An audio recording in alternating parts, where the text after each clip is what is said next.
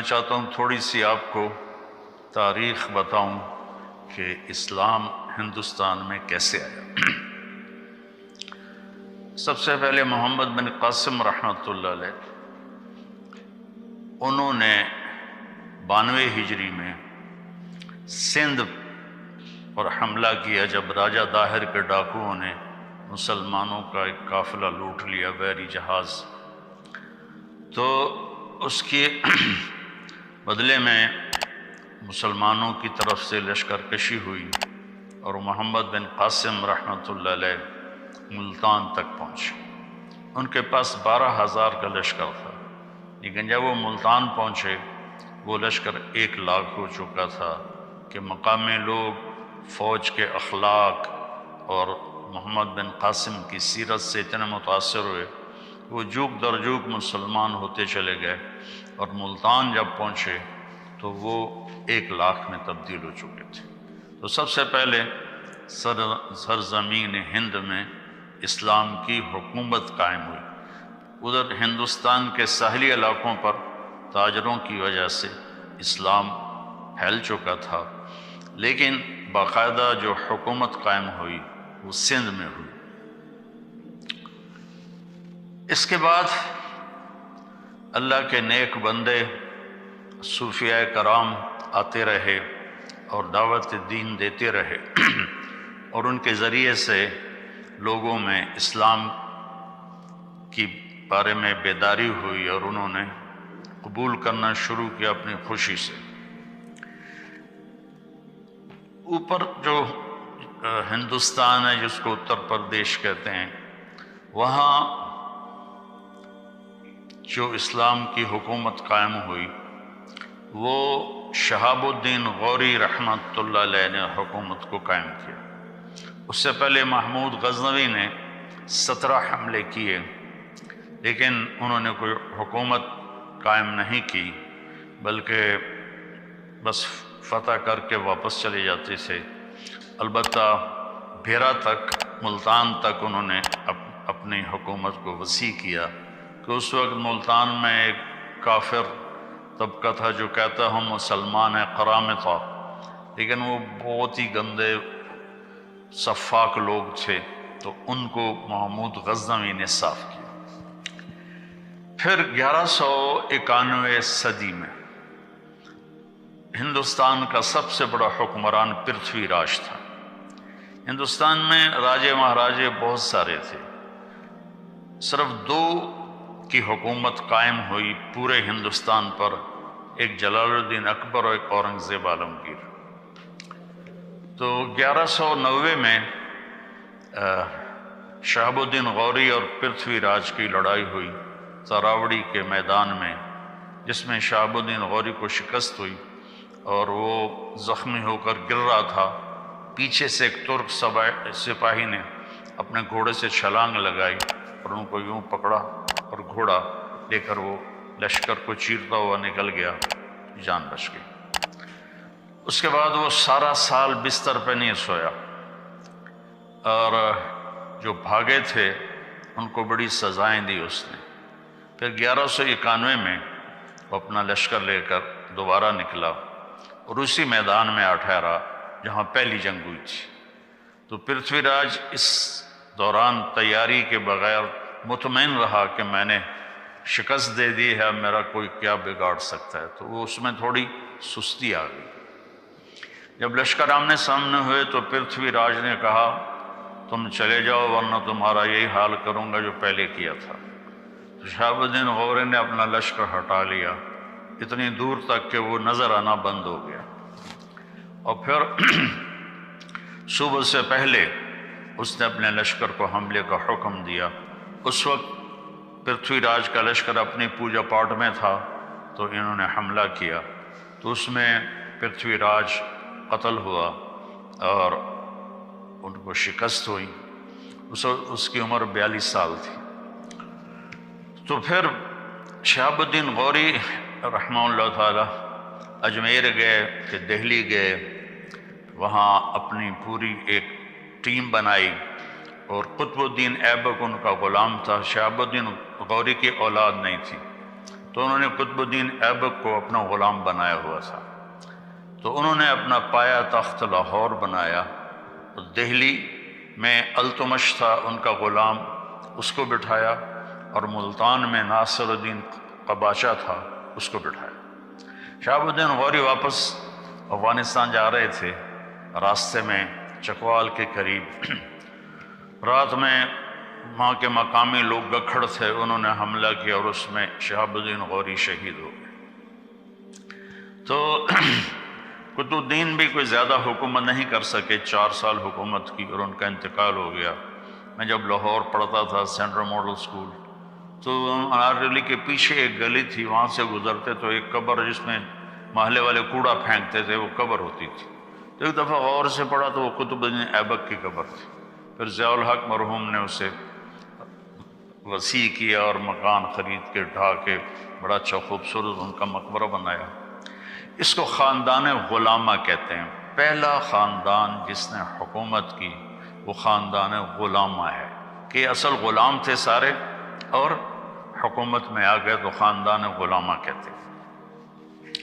التمش اتنا نیک آدمی تھا، جب خواجہ قطب الدین بختیار کاکی کا انتقال ہوا تو انہوں نے وصیت کی میرا جنازہ وہ پڑھائے جس کی تہجد فوت نہ ہوئی ہو اور جس کی عصر کی سنتیں فوت نہ ہوئی ہوں، میرا جنازہ وہ پڑھائے۔ تو سناٹا چھا گیا، میت سامنے اور کوئی نکلتا ہی نہیں، چونکہ عصر کی سنتیں تو غیر موقدہ ہیں، کوئی پڑھے نہ پڑھے۔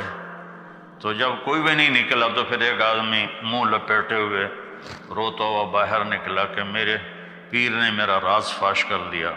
وہ سلطان التمش تھا جس نے جنازہ پڑھایا کہ میری نہ کبھی عصر کی سنتیں قضا ہوئی ہیں نہ تہجد قضا ہوئی ہے۔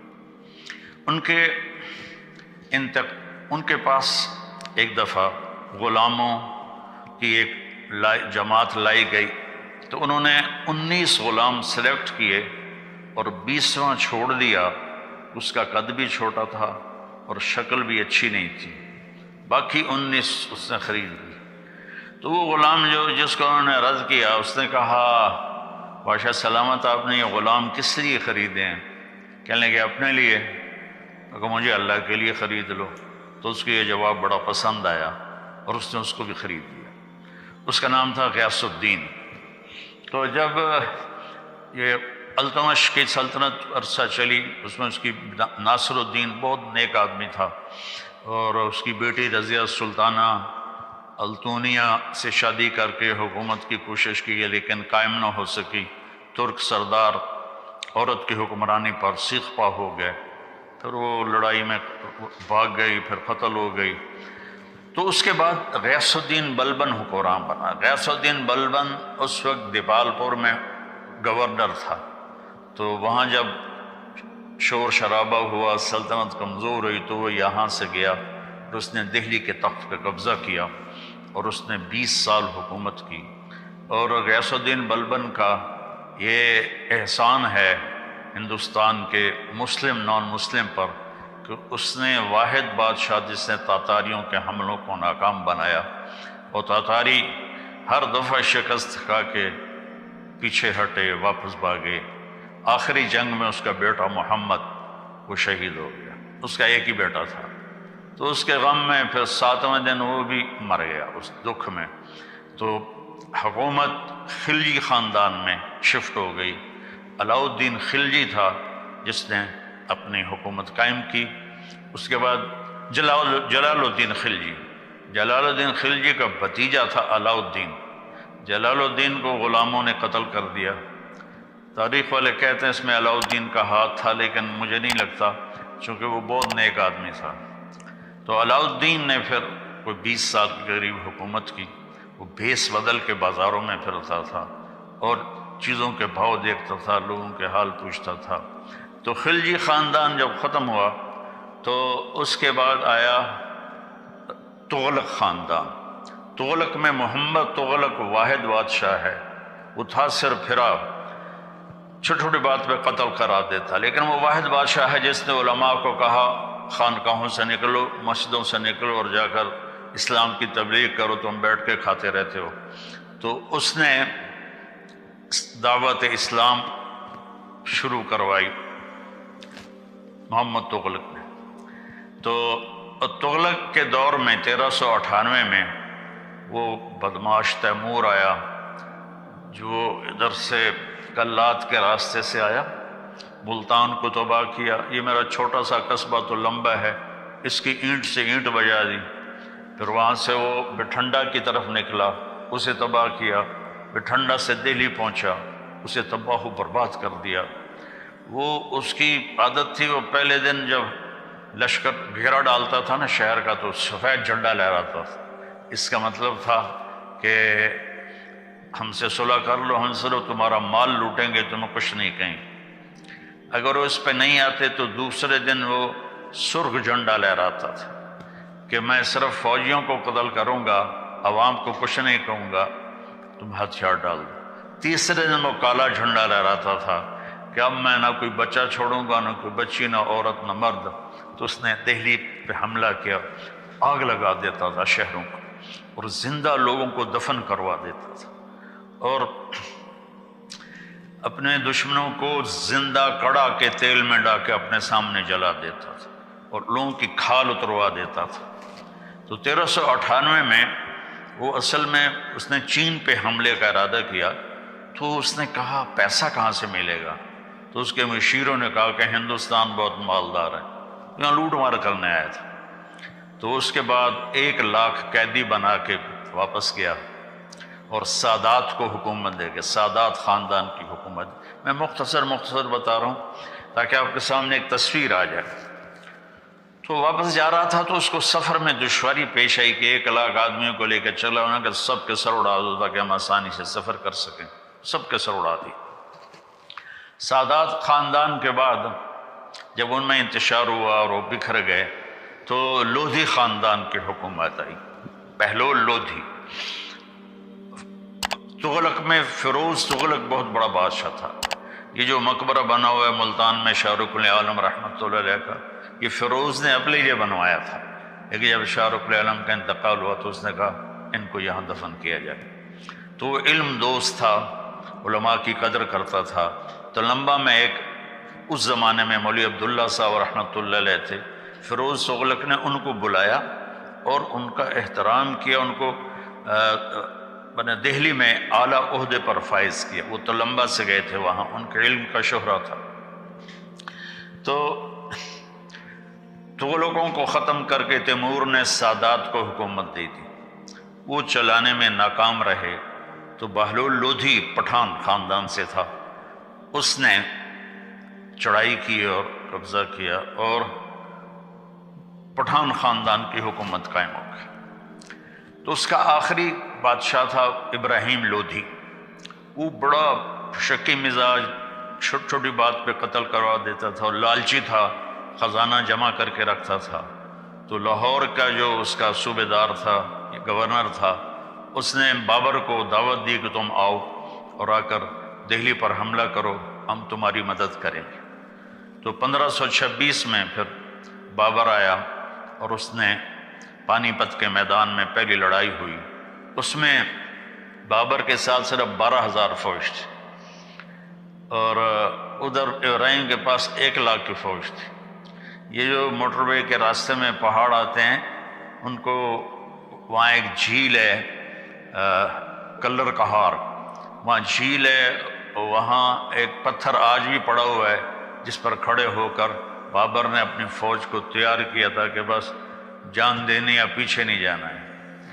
بابر بہت سمجھدار تھا لڑائی میں، تو اس نے 12,000 کے ساتھ ابراہیم کے 1 لاکھ کے لشکر کو شکست دی اور ابراہیم اس میں قتل ہوا، اور اس نے اس کو بڑی عزت سے اس کا جنازہ پڑھوایا، وہیں اسے دفن کیا اور مغلیہ خاندان کی سلطنت شروع ہو گئی۔ مغلیہ خاندان واحد خاندان ہے جس نے ہندوستان پر 1526 سے لے کر اور 1857 تک حکومت کی، کوئی 325 سال۔ باقی کوئی 20 سال میں، کوئی جیسے بلبن 20 سال کی حکومت کر کے اکیلا تھا، شہید ہو گیا، بچے کے غم میں وہ فوت ہو گیا۔ تو خاندان غلامہ تھا، بلبن تھا، خلجی تھا، تغلق تھے، سادات تھے، انہوں نے سب تھوڑا عرصہ حکومت کی۔ تو یہ جو تھا مغلیہ خاندان، انہوں نے لمبا عرصہ حکومت کی، لیکن ان بادشاہوں میں سوائے محمد تغلق کے کوئی نہیں تھا جس نے اسلام کی دعوت پھیلائی ہو۔